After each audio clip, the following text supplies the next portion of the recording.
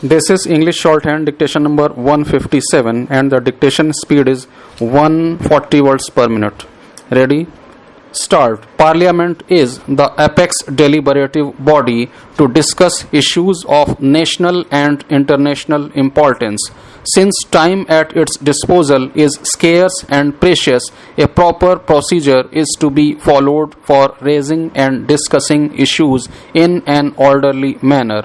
Motion is one of the important parliamentary devices through which members can raise matters of urgent public importance. Experience has shown that motions moved in the House not only help in eliciting viewpoint of the government on the issues raised, but also make the government to act cautiously and in accordance with the views expressed by most of the members. Motions are the very basis of parliamentary proceedings where matters of public importance are being deliberated.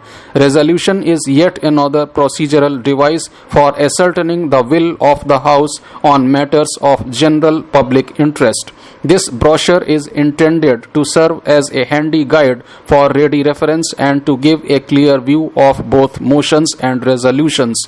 The information contained here is based on the rules of procedure and conduct of business in Lok Sabha, directions issued by the Speaker, and the established practices and conventions. The information, however, is not exhaustive. For full and authentic information, only the original source may be referred to and relied upon. The term motion in its wide sense means any proposal made for the purpose of eliciting a decision of the House. In order to ascertain the will of the House in regard to a matter before it, every question to be decided by the House must be proposed by a member in the form of a motion. Every matter is determined in the House by means of a question put from the chair on motion made by a member and resolved in the affirmative or negative, as the case may be. The question should repeat the terms of the motion and should be so framed as to be capable of expressing a decision of the House. Motions are, in fact, the basis of all parliamentary proceedings. Any matter of importance or public interest can be the subject matter of a motion. Discussion on a motion is initiated by the mover of the motion, and later, unless he withdraws it, the House either adopts it in toto or with such amendments as it may like to make, or it may reject it altogether. The mover of a motion frames it in a form in which he or she wishes it ultimately to be passed by the House, and on which the vote of the House can conveniently be taken. The members who wish the motion to be passed in a different form may move amendments after the original motion has been proposed by the Speaker.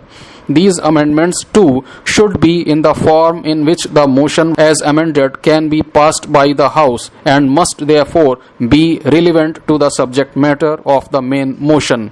However, there are certain motions which per se are not put to the vote of the House. Rule 342 of the Rules of Procedure and Conduct of Business in Lok Sabha, which governs such type of motions inter alia, provides that a motion that the policy or situation or statement or any other matter be taken into consideration shall not be put to the vote of the House, but the House shall proceed to discuss such matter immediately after the mover has concluded his speech, and no further question shall be put at the conclusion of the debate at the appointed hour, unless a member moves a substantive motion in substitution of the original motion in appropriate terms to be approved by the Speaker, and the vote of the House shall be taken on such motion. Motions can be classified under the categories of substantive motions, substitute motions, and subsidiary motions. Motions moved in substitution of the original motion for taking into consideration a policy or situation or statement or any other matter are called substitute motions. Such motions, though drafted in such a way as to be capable of expressing an opinion by themselves, are not substantive motions in as much as they depend upon the original motion. After the original motion, that the policy or situation, etc., be taken into consideration has been placed before the House, and the mover of the motion has concluded the speech, the House proceeds to discuss the matter. No further question is put thereon on conclusion of the debate. However, before the discussion commences, a member can move a substitute motion which, while conforming to the subject matter of the original motion, is so drawn up as to express an opinion of the House. The substitute motion, being in the nature of an amendment to the original motion, is also placed before the House and is discussed along with the original motion. Amendments to substitute motions are not permissible. At the end of the debate, the substitute motion only is put to the vote of the House. Subsidiary motions depend upon or relate to other motion or follow upon some proceedings in the House. They by themselves have no meaning and are not capable of stating the decision of the House without reference to the original motion or proceedings of the House. Subsidiary motions can be further divided into ancillary motions, superseding motions, and amendments. Ancillary motions are motions which are recognized by the practice of the House as the regular way of proceedings with various kinds of business. Superseding motions are motions which, though independent in form, are moved in the course of debate on another question and seek to supersede that question. In this class fall all motions of dilatory character.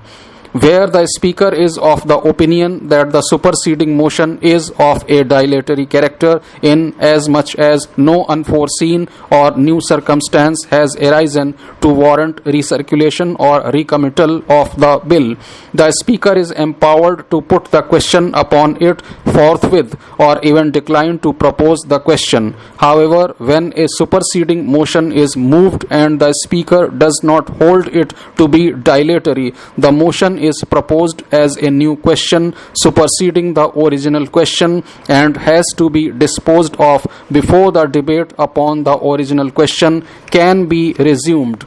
But the debate upon such a motion must be strictly relevant to the reasons in support of the motion. Amendments are subsidiary motions which interpose a new process of questions and decision between the main question and its decision. Amendments may be to the clauses of a bill, to a resolution, or to a motion, or to an amendment to a clause of a bill, resolution, or motion. The notice of a motion is given in writing addressed to the Secretary General. Notices of motions can be given from the date following the date of issue of summons for a session. In order to ensure that members who are not in Delhi are not at a disadvantage in regard to tabling of notices of motion, inter se priority of notices on the same subject received within a specified period after the date of issue of summons is determined by ballot. The priority of notices received thereafter is determined according to the date and time of receipt. If the time gap between the issue of summons and the commencement of the session is more than 21 days, notices under Rule 184 on the same subject received within 7 days after issue of summons for a session are deemed to have been received on the 7th day after the date of issue of summons for that session, and their respective inter se priority is determined on the basis of ballot. In case the time gap is 21 days or less, inter se priority continues to be determined with reference to the date and time of receipt of the notices. The admissibility of a motion or part thereof is decided by the Speaker. A motion may be disallowed by the Speaker if, in his or her opinion, it is an abuse of the right of moving a motion or is calculated to obstruct or prejudicially affects the procedure of the House or is in contravention of the rules. The Speaker has the inherent power to rule out a motion at any time before it is voted upon on the ground that it involves an abuse of the forms and procedure of the House.